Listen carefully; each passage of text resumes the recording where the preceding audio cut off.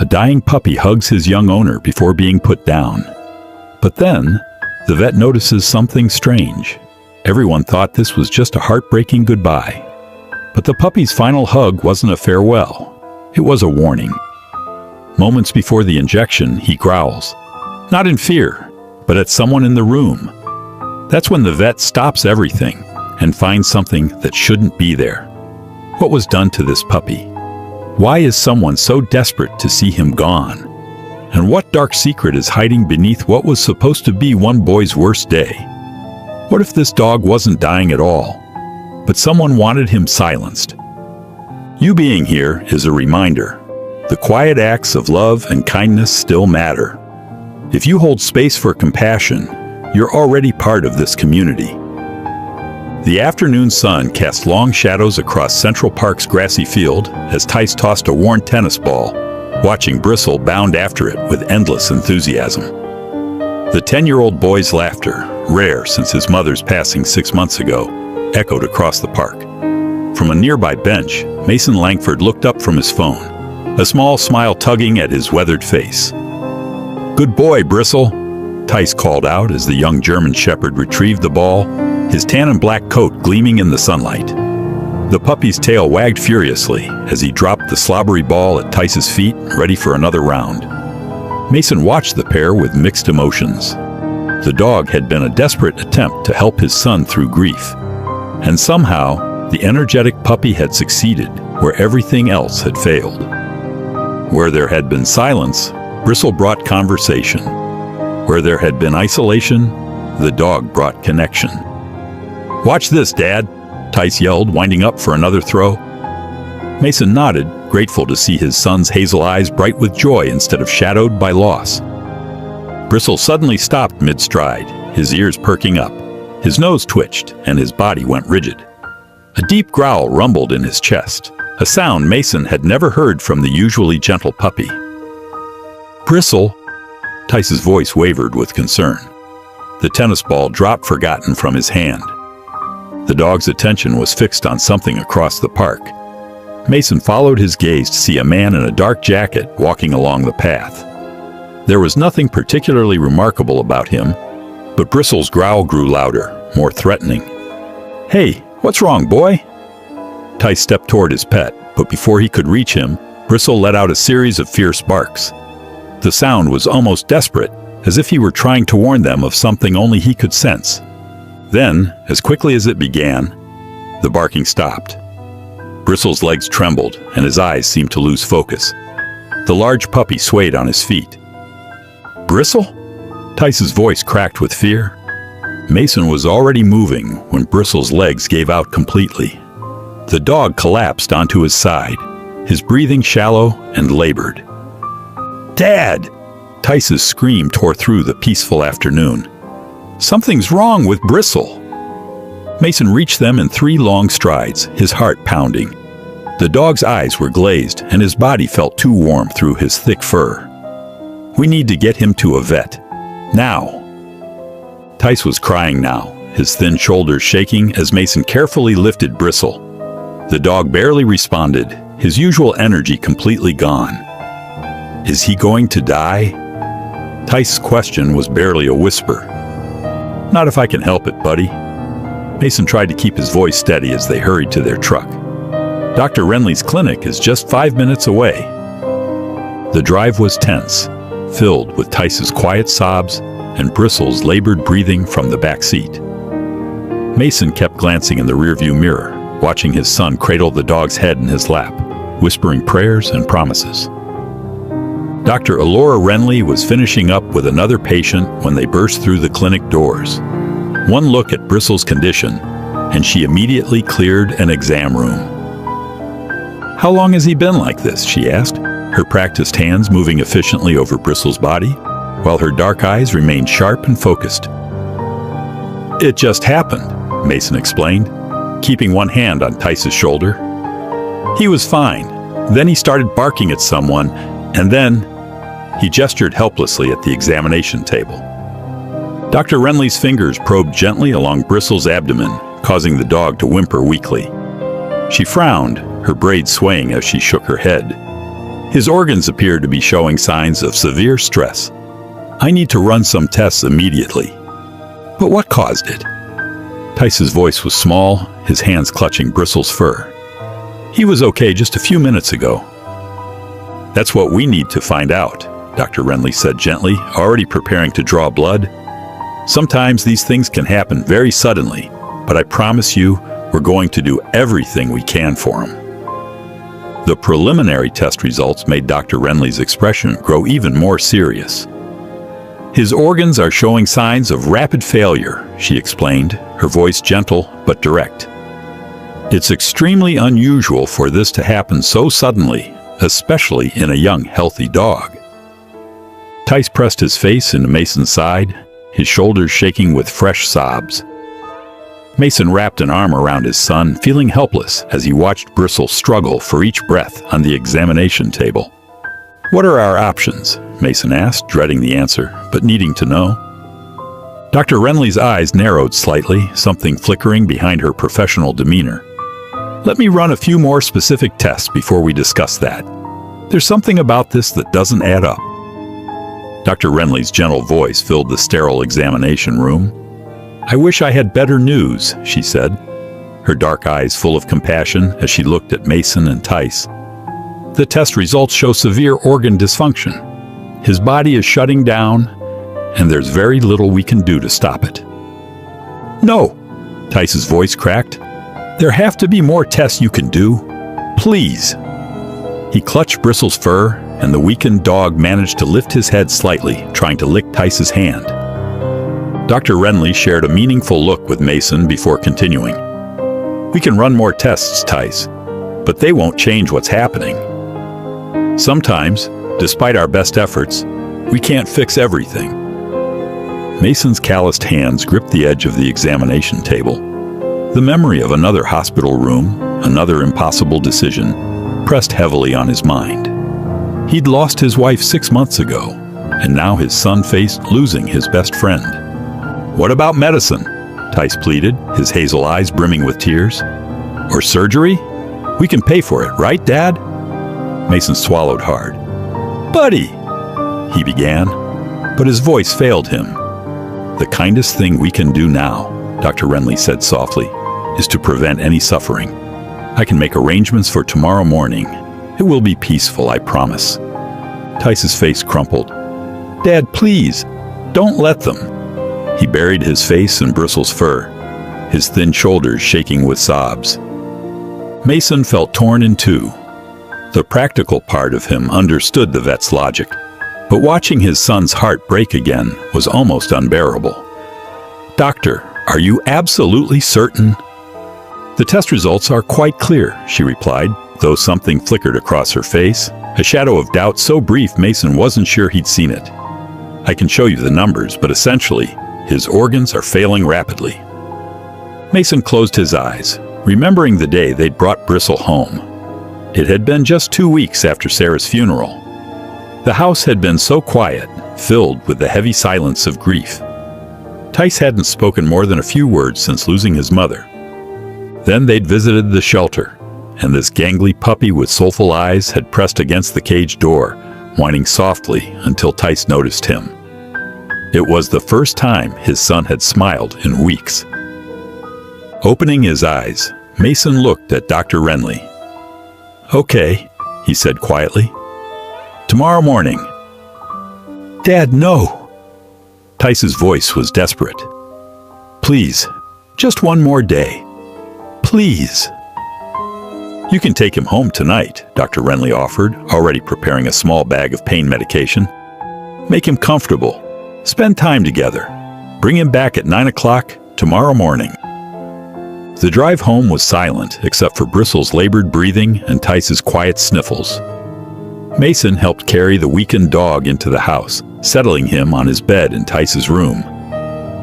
"Can I sleep next to him tonight?" Tice asked, his voice small.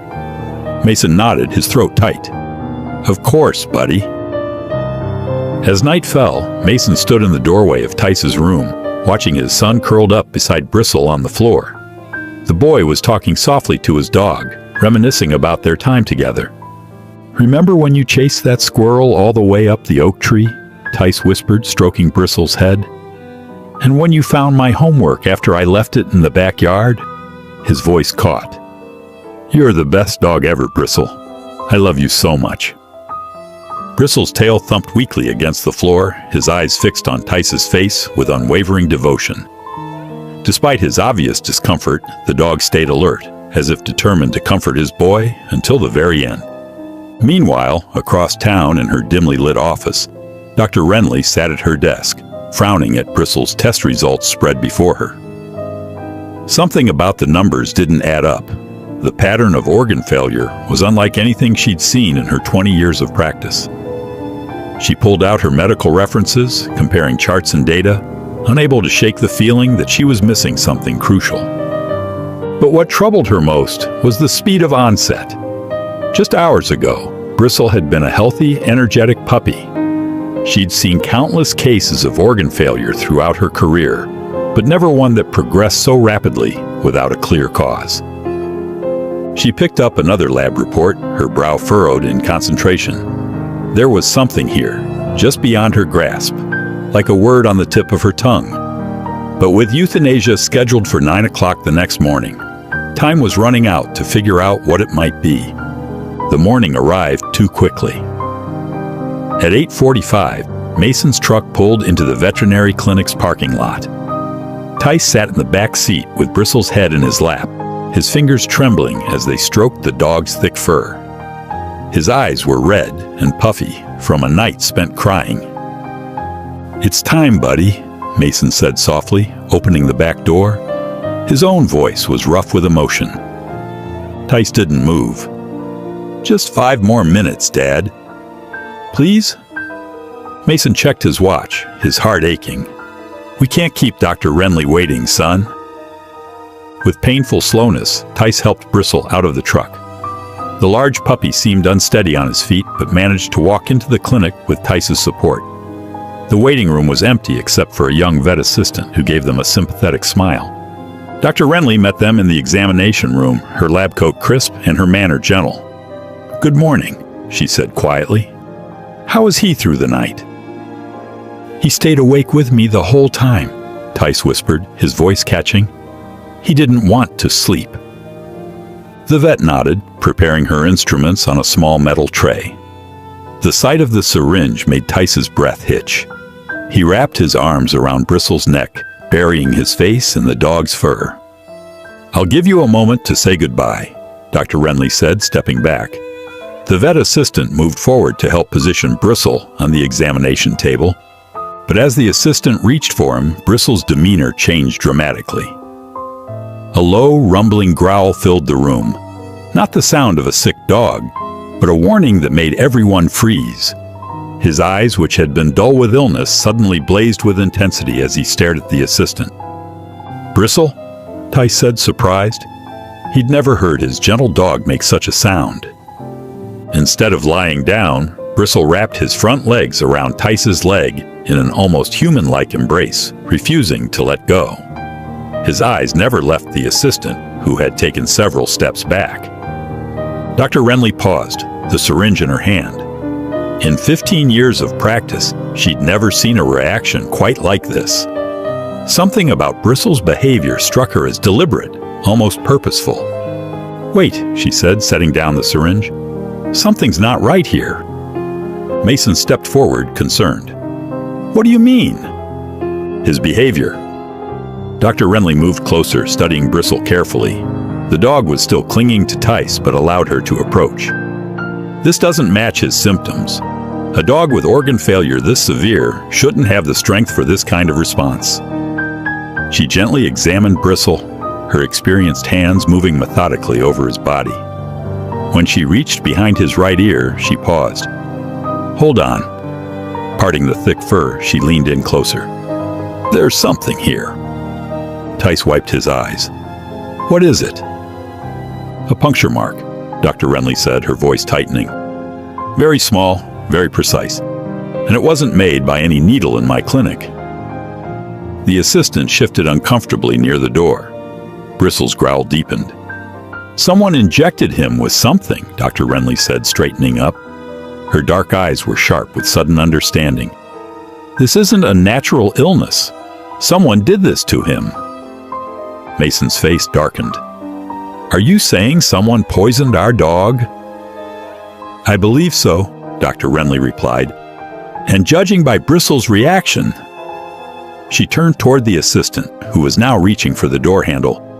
"He seems to know exactly who did it." The room fell silent except for Bristle's continuous growl. The assistant's hand froze on the door handle, and for a moment nobody moved. The truth of what was happening seemed to crash over everyone at once, brought to light by the protective instincts of a dog who, even in his weakened state, refused to let harm come to his boy. Dr. Renly's voice cut through the tension. "Don't move," she said to the assistant, already reaching for the phone. "I'm calling the police."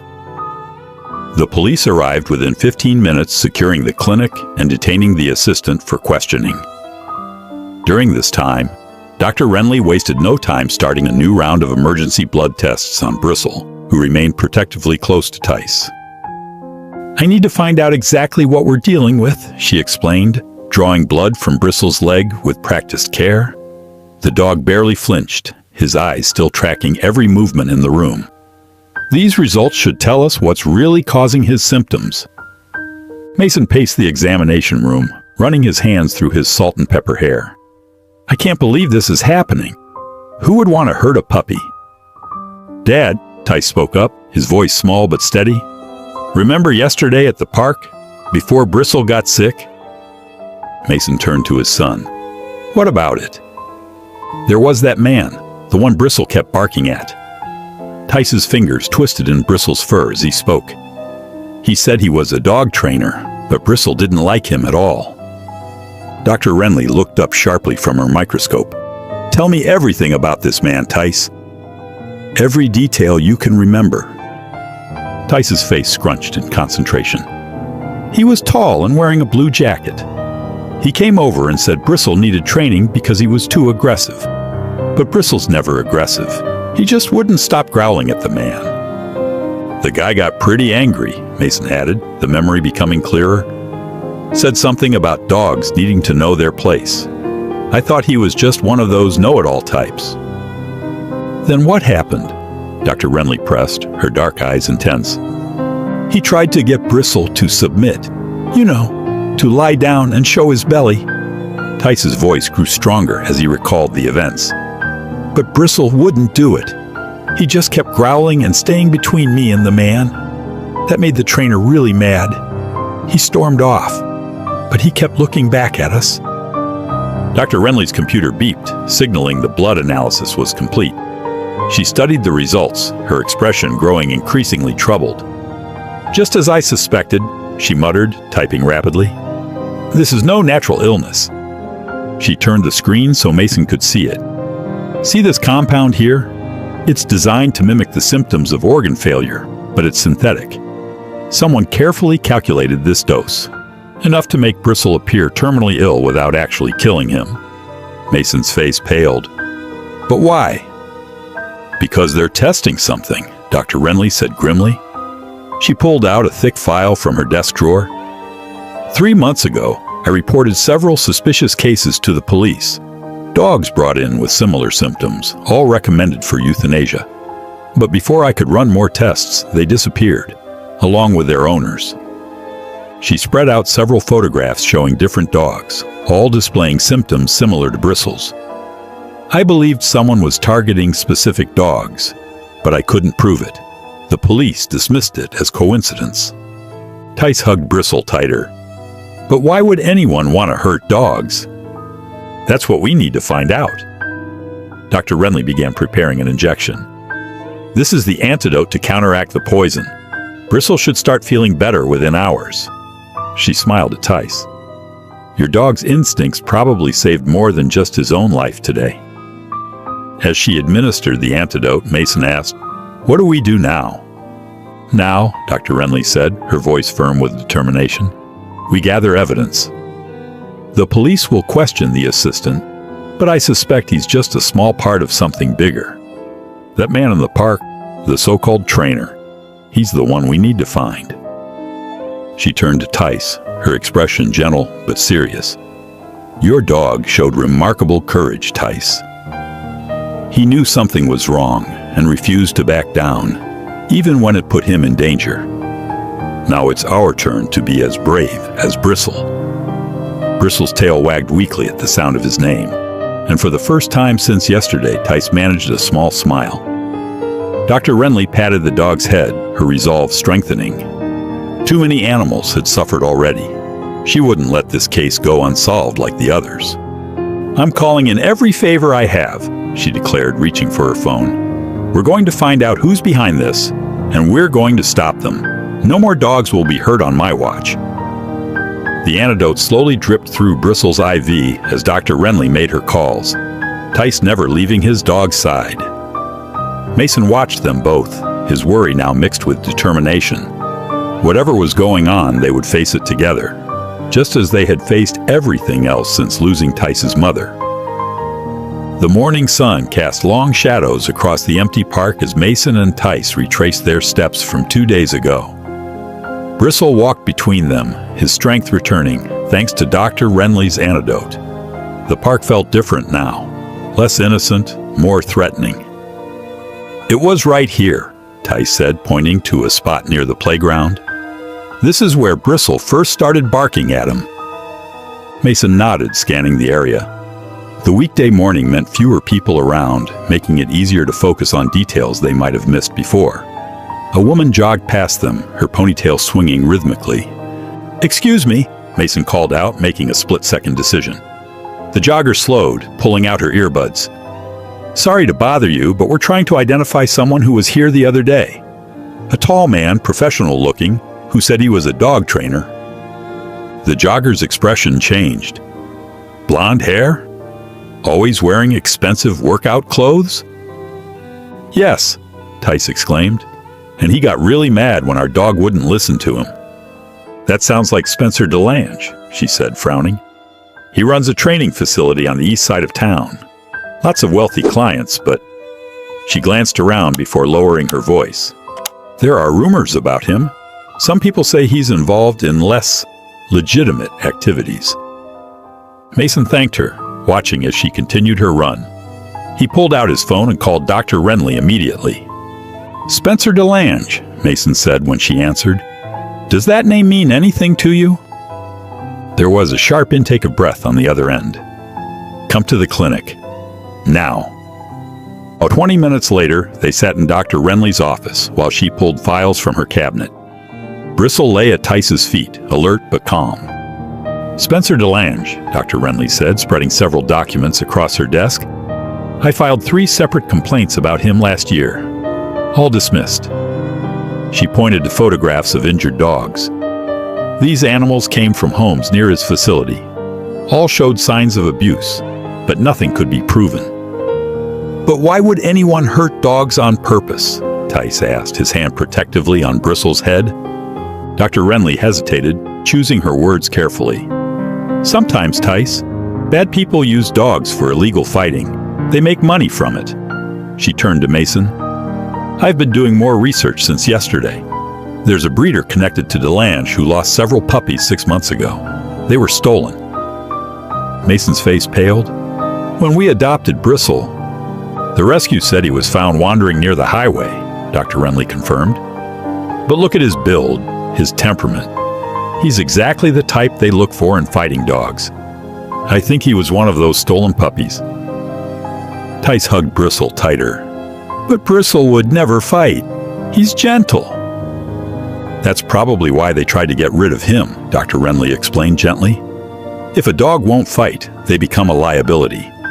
But instead of just letting him go, they're trying to eliminate any evidence of their operation." Mason stood up, pacing the small office. "This is bigger than we thought. These people are dangerous." He ran his hands through his hair. "Maybe we should just move, start fresh somewhere else." "No," Tice protested. "We can't let them hurt more dogs. Bristle was trying to tell us something was wrong. We have to help." Dr. Renly nodded. "Tice is right. DeLange has been operating unchecked for too long, but we need proof." She pulled up something on her computer. "Look at this." Every dog that disappeared had similar characteristics to Bristle. Same age range, same build. It's a pattern. She turned to Mason. I understand your concern for safety, but if we don't stop this now, more families, more dogs will be hurt. Mason looked at his son, seeing the determination in his eyes. It reminded him of his late wife's unwavering sense of justice. What do you suggest we do? I have contacts in animal welfare, Dr. Renly said. People who've been building a case against operations like this. With Bristle's blood work showing the poison and our eyewitness identification of DeLange, we might finally have enough to get law enforcement to take this seriously. Tice sat up straighter. Bristle recognized him. That's why he wouldn't back down. He remembered DeLange from before. Dr. Renly smiled. Your dog is very smart, Tice, and very brave. She gathered the files together. But we need to be careful. These people have money and influence. They've managed to stay hidden for a reason. Mason sank back into his chair, the weight of the situation settling over him. He watched as Bristle gently nuzzled Tice's hand, the bond between them obvious and unshakable. His son had already lost so much. He couldn't bear the thought of him losing Bristle too. But running away wouldn't solve anything. Okay, he said finally. What's our next step? Dr. Renly sat at her desk, phone pressed to her ear, frustration etched across her face.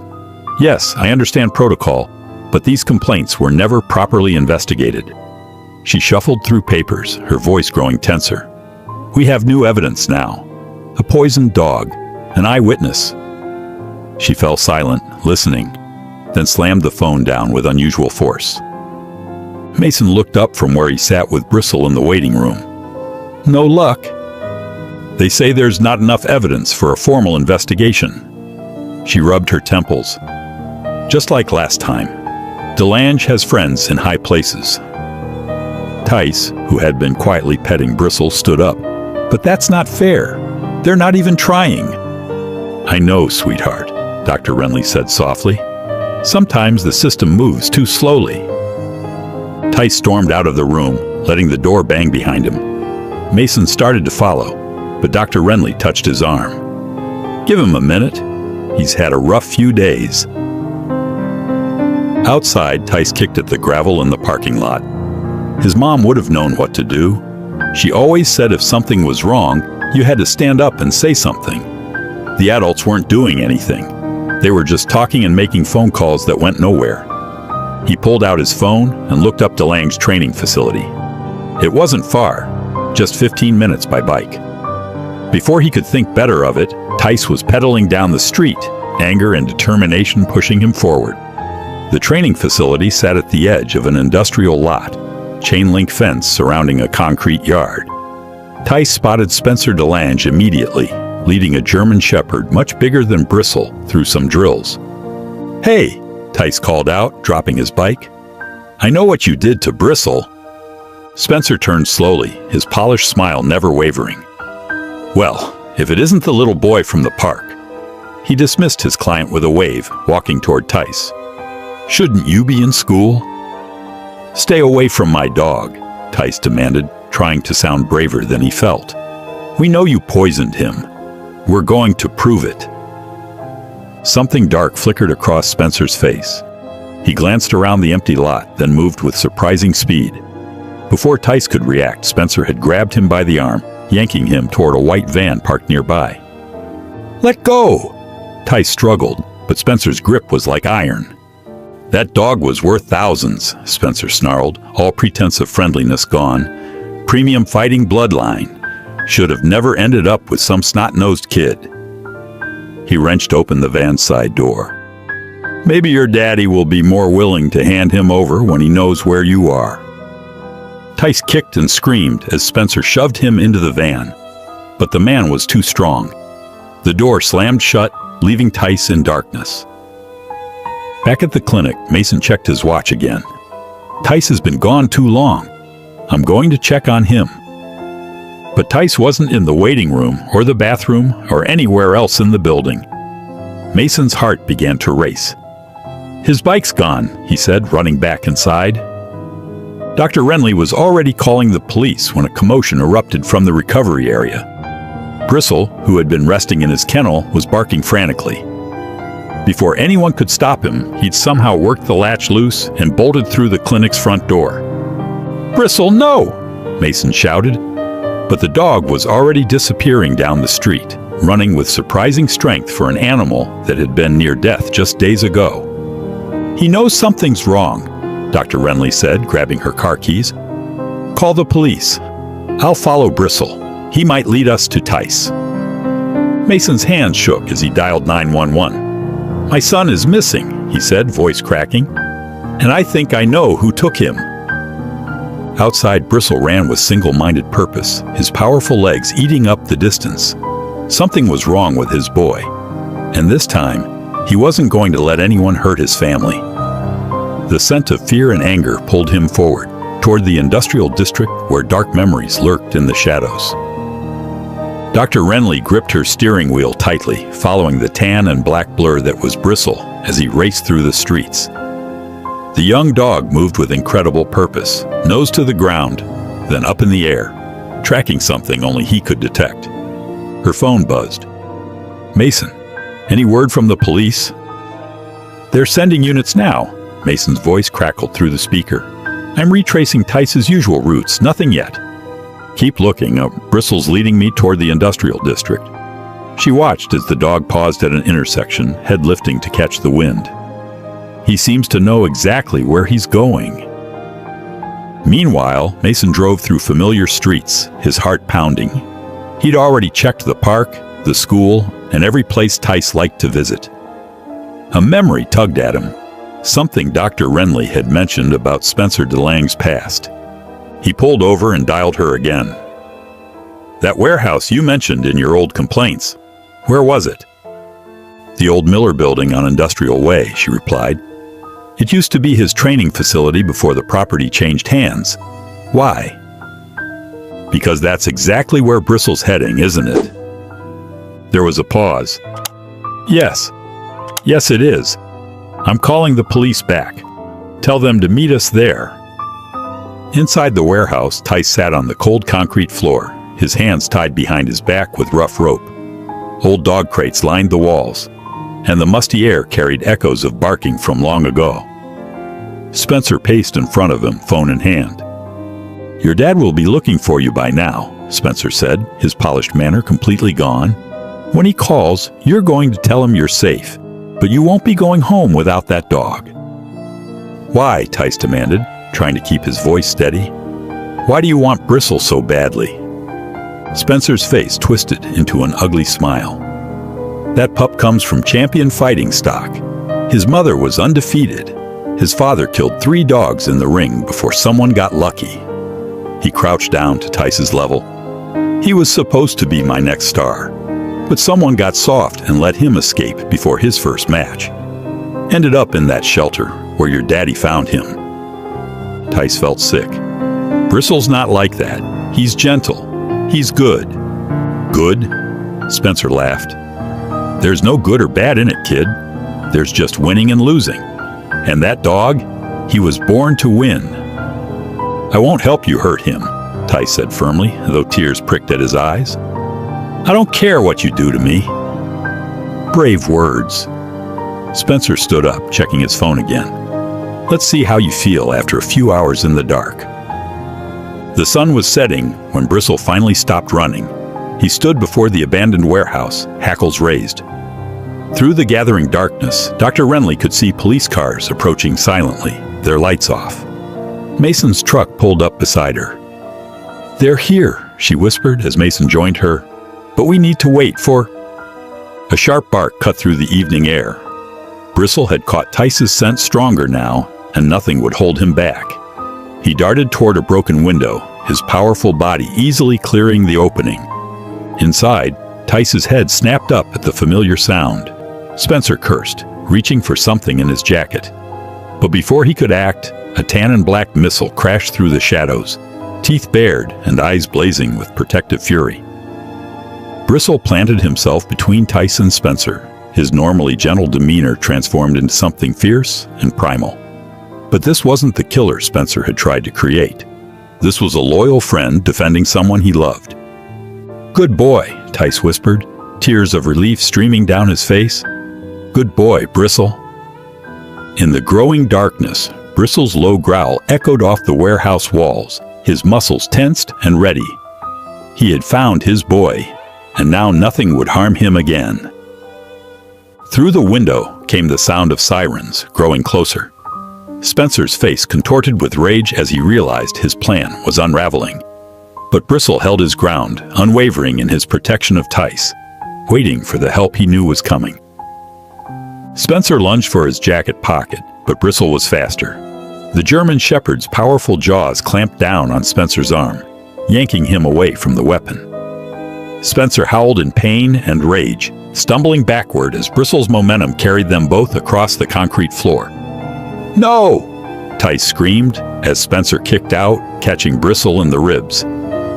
The dog released his grip, but immediately circled back, placing himself between Spencer and Tice. Taking advantage of the chaos, Tice twisted his wrists against the rope. The rough fibers bit into his skin, but he could feel them starting to loosen. Spencer had tied them hastily, more focused on making calls than securing his captive properly. Spencer scrambled to his feet, blood dripping from the bite on his arm. His polished facade had completely crumbled, replaced by something wild and dangerous. "You stupid mutt!" he snarled, finally managing to pull something from his jacket. A heavy metal baton that glinted in the dim light. "Should have put you down when I had the chance." Bristle's ears flattened against his head, his teeth bared in a fierce snarl. When Spencer swung the baton, Bristle ducked and lunged again, this time catching Spencer's leg. But Spencer was ready. The baton came down hard on Bristle's shoulder with a sickening crack. Bristle yelped in pain but didn't retreat. Blood matted his tan and black fur where the baton had split the skin, but his eyes never left Spencer. This wasn't about fighting for sport or proving strength. This was about protecting someone he loved. "Leave him alone!"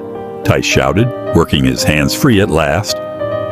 The rope fell away and he stumbled to his feet, his wrists raw and bleeding. Spencer swung again, catching Bristle's side. The young dog staggered, but remained standing, his breathing labored. When Spencer raised the baton for another strike, Tice did the only thing he could think of. He threw himself over Bristle's body. "Get out of the way, kid," Spencer growled, his face twisted with fury. "No," Tice said firmly, wrapping his arms around Bristle's neck. He could feel his dog's heart racing, feel the tremors of pain running through the powerful body. "I won't let you hurt him anymore." Suddenly, the warehouse doors burst open. Flashlight beams cut through the darkness as police officers poured in, guns drawn. Mason's voice rang out. "Tice!" Spencer turned to run, heading for a back exit. But Bristle, despite his injuries, found one last surge of strength. He broke free from Tice's embrace and launched himself at Spencer's retreating form. The impact sent them both crashing to the ground. Spencer's baton clattered across the concrete as Bristle pinned him down, teeth bared inches from his throat. Blood dripped from Bristle's wounds onto Spencer's shirt, but the dog held firm, growling deep in his chest. "Don't move!" an officer shouted, training his weapon on Spencer. "Hands where we can see them!" Mason rushed to Tice, gathering his son in his arms. "Are you okay? Did he hurt you?" "I'm fine," Tice said, his voice shaking. "But Bristle, he's hurt bad, Dad. Spencer hit him with that thing." He pointed to the abandoned baton. Two officers pulled Spencer's hands behind his back, cuffing him, while others kept their weapons trained on him. As soon as the handcuffs clicked shut, Bristle released his hold and tried to walk back to Tice. But his injuries were too severe. His legs buckled and he collapsed onto his side. "Bristle!" Tice broke free from his father's arms and ran to his dog. He fell to his knees beside the injured animal, tears streaming down his face. "Stay with me, boy. Please stay with me." Dr. Renly pushed through the crowd of officers, her medical bag in hand. She knelt beside Bristle, her experienced hands moving quickly over his body. Multiple contusions, possible fracture to the shoulder, she muttered, her face grim. We need to get him to the clinic right away. Mason stepped forward. I'll carry him to your car. Careful, Dr. Renly warned as Mason gently lifted Bristle's limp form. That shoulder's badly damaged. Bristle whimpered softly, but didn't struggle as Mason cradled him. His eyes, though clouded with pain, remained fixed on Tice. Even now, he seemed more concerned with his boy's safety than his own injuries. You're going to be okay, Tice whispered, walking alongside as they carried Bristle out. You saved me. Now I'm going to save you.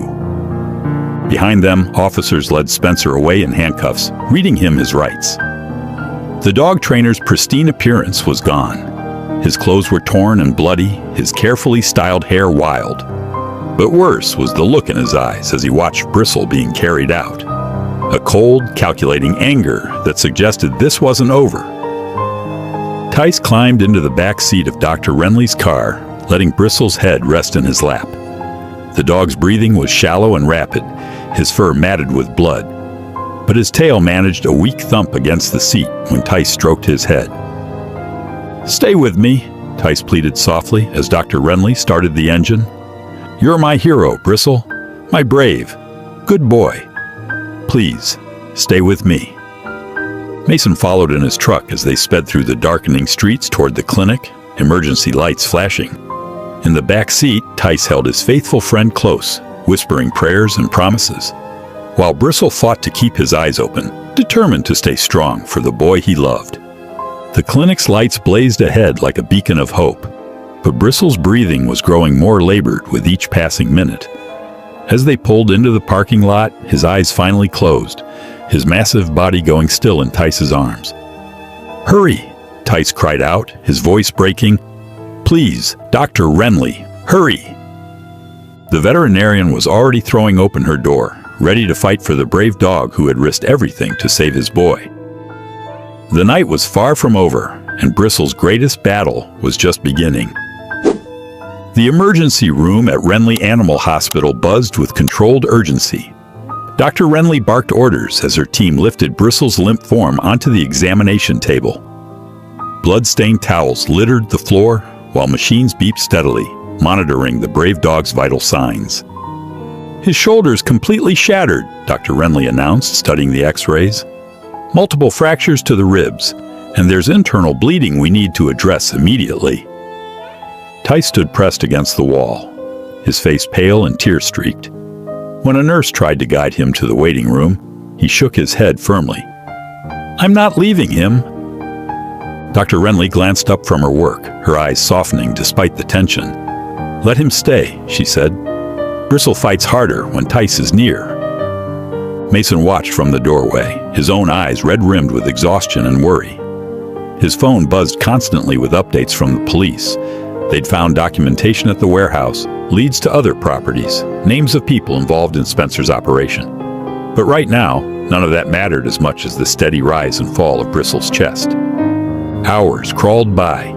The emergency team worked tirelessly, their scrubs splattered with blood as they fought to repair the damage from Spencer's brutal attack. Tice never moved from his spot, whispering encouragement whenever Bristle's vitals wavered. Come on, boy, he'd murmur.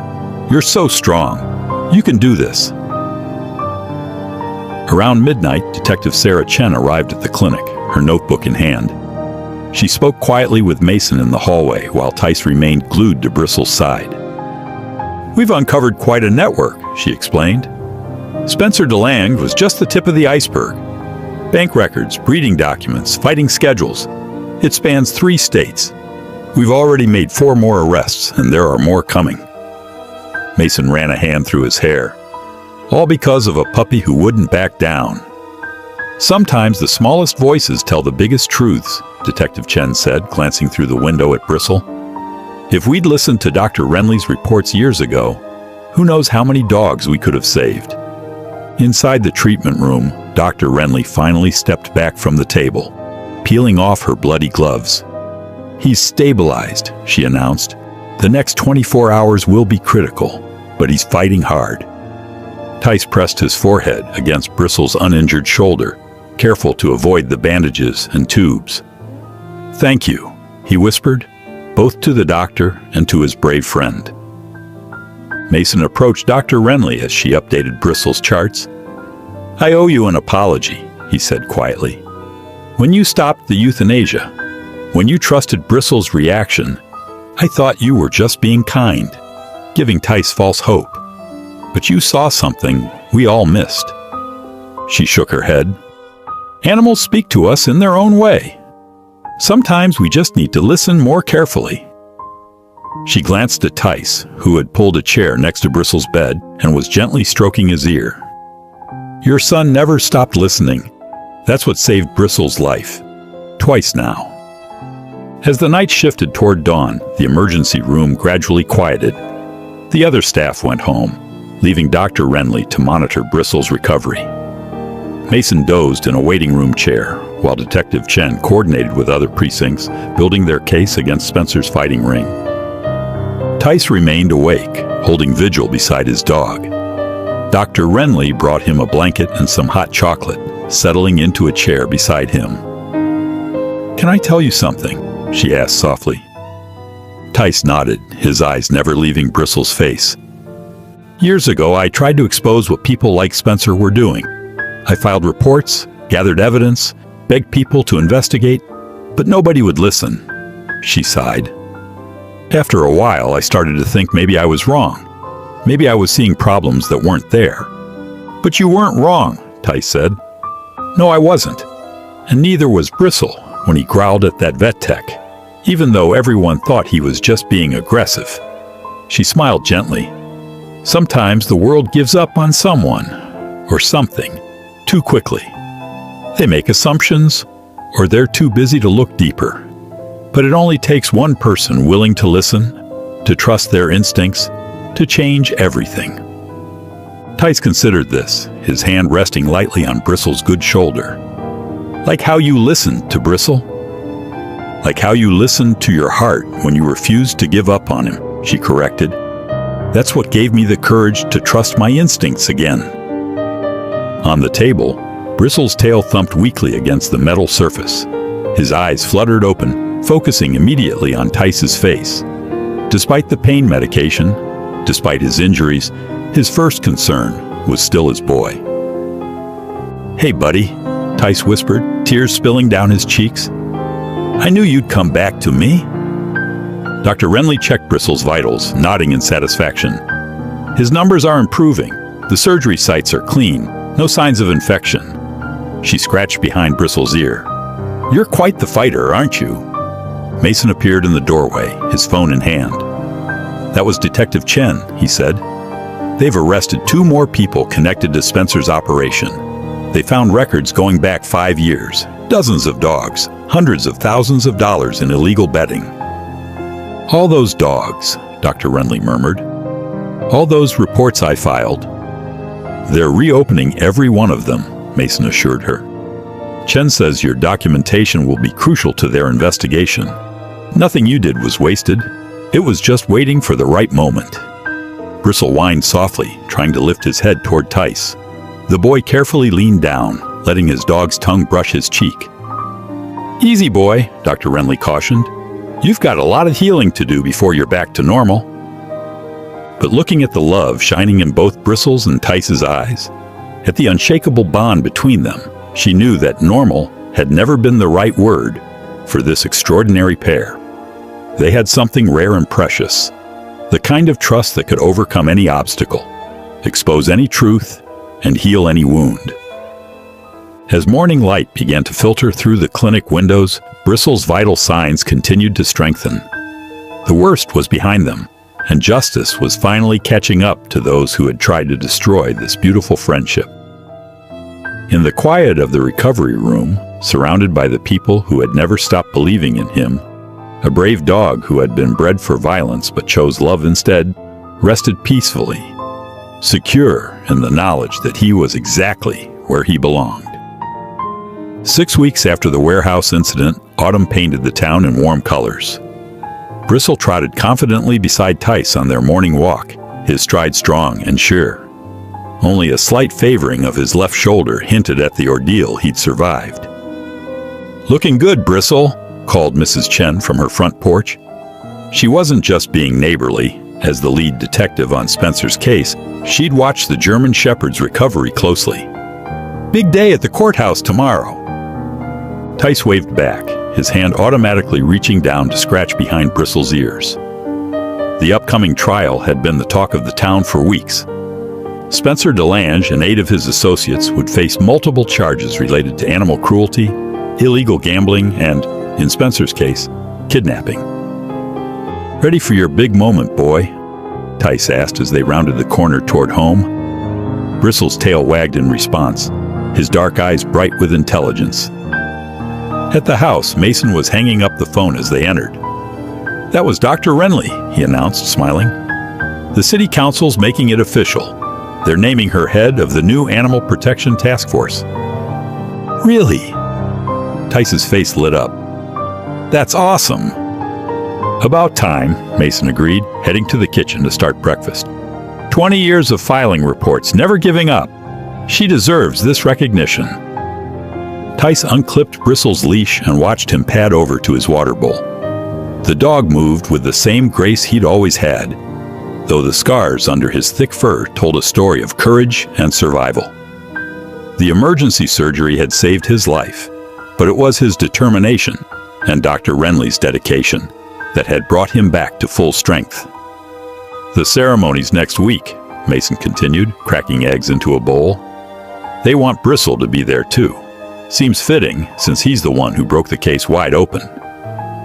Bristle's ears perked up at his name, making both father and son laugh. The sound echoed naturally through the kitchen, something that would have seemed impossible just months ago, when grief had kept their home quiet and heavy. "You know," Mason said, his voice growing thoughtful, "your mom would be so proud of how you handled everything. Standing up to Spencer, never giving up on Bristle. That took real courage, son." Tice felt his throat tighten, but not with the raw pain that had once accompanied any mention of his mother. "I just did what she would have done," he said softly. "She always said to fight for what's right, even when it's scary." Mason nodded, wiping his hands on a dish towel. "Speaking of fighting for what's right, I've got something to show you after breakfast. I've been waiting for the right moment." Curiosity sparked in Tice's eyes, but he knew better than to press. His father had that special look, the one that meant something important was coming. They ate quickly, Bristle lounging between their chairs. The morning sun streamed through the windows, catching the silver threads in Mason's hair and highlighting the healthy shine of Bristle's coat. When the plates were cleared, Mason disappeared into his home office. "Close your eyes," he called out. Tice complied, feeling Bristle shift closer to his leg. There was the sound of papers rustling, then footsteps approaching. "Okay, open them." In Mason's hands was an official-looking document embossed with gold seals and formal signatures. Tice leaned forward, reading slowly. "Certificate of Adoption." His voice trailed off as understanding dawned.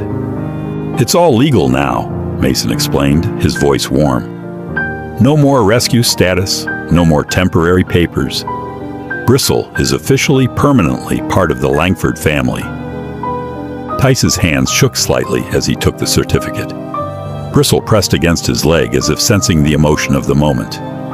"Read the name," Mason encouraged gently. "Bristle Hope Langford," Tice read aloud, tears welling in his eyes. "You gave him Mom's maiden name?" Mason nodded, kneeling down to embrace both his son and their dog. "Seemed right. Hope is what he gave us when we needed it most. And now no one can ever question where he belongs." Bristle wormed his way between them, offering gentle licks to both their faces. His tail wagged with such force his whole body wiggled, making them laugh through their tears. "We're going to frame it," Mason declared, standing up. "Right next to Mom's picture in the living room. What do you think?" But Tice couldn't speak. He was on his knees, arms wrapped around Bristle's neck, face buried in the thick fur that still smelled faintly of sunshine from their morning walk. The dog stood perfectly still, allowing his boy this moment, offering the steady comfort that had become as natural as breathing between them. When Tice finally looked up, his eyes were clear and bright. "We did it, boy," he whispered. "We're really family now. Forever."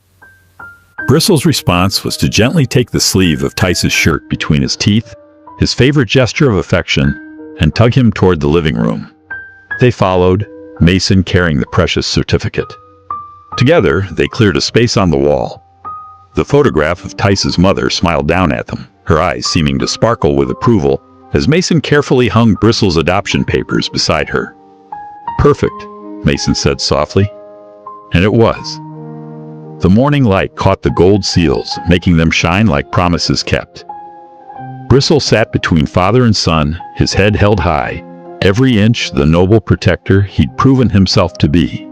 In his dark eyes was the same unwavering loyalty that had given him the strength to save Tice, to survive his injuries, to transform from a dog bred for violence into a symbol of love's power to heal and change. The certificate made it official, but the truth was, Bristle had been family from the first moment he'd curled up beside a grieving boy and decided to stay. Through tears and laughter, danger and triumph, he'd shown them all what it meant to be brave, to be faithful, to be home. As they stood together, admiring the framed testament to their journey, Bristle's tail wagged contentedly. Tomorrow would bring the trial, next week the ceremony honoring Dr. Renly's years of dedication. But right now, in this quiet moment of belonging, everything that mattered most in the world was right here, bound together by love that had been tested by fire and emerged unshakable. Thank you for watching. If even one moment stayed with you, don't forget to subscribe. I'll be here tomorrow with another story that speaks to the heart.